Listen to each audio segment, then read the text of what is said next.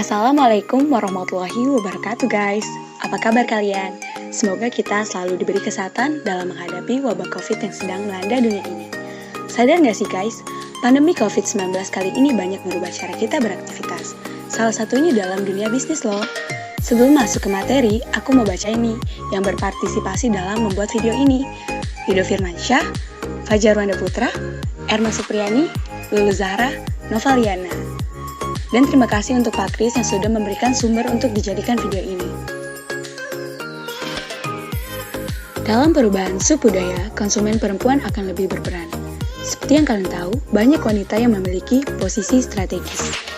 Wanita memang selalu dominan dalam hal berbelanja, dan salah satunya menjadi konsumen yang memberi testimoni dan komentar akan kualitas barang atau layanan yang telah mereka rasakan. Saat pandemi COVID-19, tidak menghentikan mereka untuk berbelanja loh guys. Apalagi setiap tanggal cantik yang dijadikan hari belanja online nasional. Seperti tanggal cantik 12/12 yang lalu. Yuk tonton ilustrasi dan jangan lupa simak tujuannya.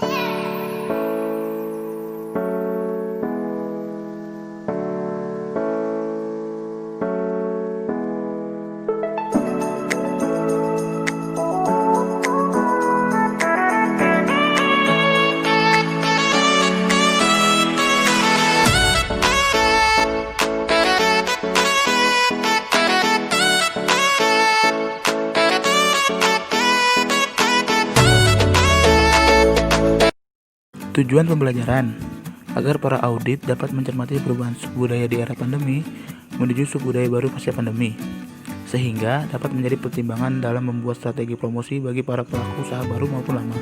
Next, mengetahui bahwa anak muda, perempuan, dan netizen mempengaruhi sebuah promosi, dan perempuan paling berperan penting dalam memberi review, pembelian barang, dan memilih layanan. Budaya merupakan hal yang paling mendasar dalam mempengaruhi keinginan dan perilaku seseorang. Di dalamnya terdapat subbudaya yang berbeda seperti agama, komunitas, daerah wilayah, jenis kelamin, usia, dan lain-lain. Kelompok inilah yang dapat digunakan dalam pemasaran yaitu segmentasi pasar. Pandemi COVID-19 berdampak pada segala aktivitas yang biasa kita kerjakan di luar rumah. Kini harus dilakukan di rumah atau work from home. PHK menyebabkan banyak orang yang beralih profesi dan munculnya usaha baru dan strategi pemasaran yang dialihkan ke promosi digital. Marketing, seperti iklan, online, media sosial, aplikasi e-commerce, dijadikan andalan. Karena keterbatasan aktivitas di luar rumah, menyebabkan meningkatnya penggunaan smartphone sebagai alat informasi.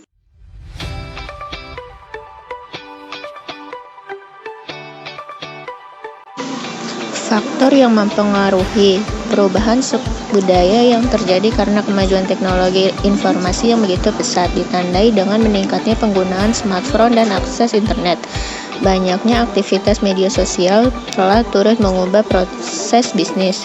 Demikian juga hadirnya generasi milenial di era reformasi dapat menggeser donasi para orang tua yang sebelumnya menjadi penentu keputusan pembelian. Pengaruh dari emansipasi wanita yang dicetuskan oleh R.A. Kartini pada masa penjajahan yang menuai hasil terbuktinya banyak tokoh wanita menduduki posisi penting, mulai dari direktur, komisaris, kepala daerah, menteri, anggota DPR, bahkan presiden. Singkatnya, kaum Hawa mempunyai posisi yang cukup. Menurut sebuah penelitian, ternyata kaum Hawa lebih dominan dalam memutuskan pembelian barang atau layanan. Mereka yang membuat anggaran rumah tangga, mengelola keuangan, sekaligus memiliki rekening di bank. Menurut laporan yang dirilis oleh EIU dengan tajuk Konsumen Perempuan di Asia tahun 2004, menunjukkan bahwa 67% wanita Asia mempunyai rekening bank dan 48% mempunyai kartu kredit. Sebagian besar tanggung jawab atas anggaran rumah tangga, pakaian, aksesoris, dan kebutuhan anak. Mereka juga berperan dalam membuat keputusan atas pembelian barang ekonomi dan traveling. Di lingkup ruang publik, kaum wanita juga terlibat dalam pembentukan opini sebagai testimoni atas produk atau layanan aktivitas promosi melalui media khusus dari mulut ke mulut. Dengan demikian, perempuan mempunyai peran penting dalam pengelola pasar, manajemen, dan marketing. Oke, Ion anak muda meningkatkan jumlah generasi muda mulai berani menantang senior generasi tua yang populasinya mulai menurun. Generasi muda atau yang biasa dikenal generasi milenial lebih pintar. Mereka ini para lulusan pendidikan tinggi. Karena kepintarannya dapat mengarahkan pikiran dan melakukan karena terbiasa dengan rasa tanggapan, sensi, dan respon. Berbeda dengan generasi tua, baby boomers yang cenderung memerintah dan mengendalikan. Generasi milenial adalah anak-anak muda yang dinamis, dapat beradaptasi dengan perubahan-perubahan eksternal yang begitu cepat. Netizen warga internet. Subbudaya ketiga adalah warganet dapat mengubah dari dunia maya menjadi dunia nyata. Citizen atau masyarakat. Opini publik yang terbangun bukan hanya ditentukan oleh konsumen dan perusahaan, namun penetrasi warganet di sosial media. Ia dapat memproses secara mendalam dan luas, deep and wide, atas produk atau layanan. Proses komunikasi ini dapat menggerakkan jutaan orang, sehingga peran netizen memainkan peran penting dalam mengelola hati. Organizing the heart.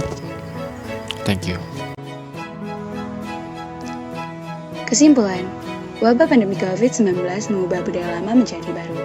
Hal ini turut mengubah perilaku konsumen atau consumer behavior.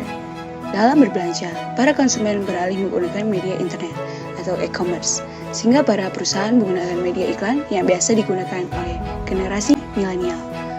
Pemilihan brand ambassador yang mewakili generasi tersebut. Media sosial seperti FB, Instagram, Telegram, Twitter, dan iklan online lainnya, YouTube, aplikasi musik, radio, dan TV. Anak muda, netizen, perempuan adalah 3 hal yang sangat berpengaruh dalam sebuah penjualan, di mana mereka mengasihi kinerja produk atau layanan, memberi testimoni, dan opini yang mereka berikan berpengaruh dalam pembelian barang atau layanan jasa. Sehingga perusahaan harus berhati-hati menanggapi review para pembeli, khususnya perempuan sebagai pelaku dominan.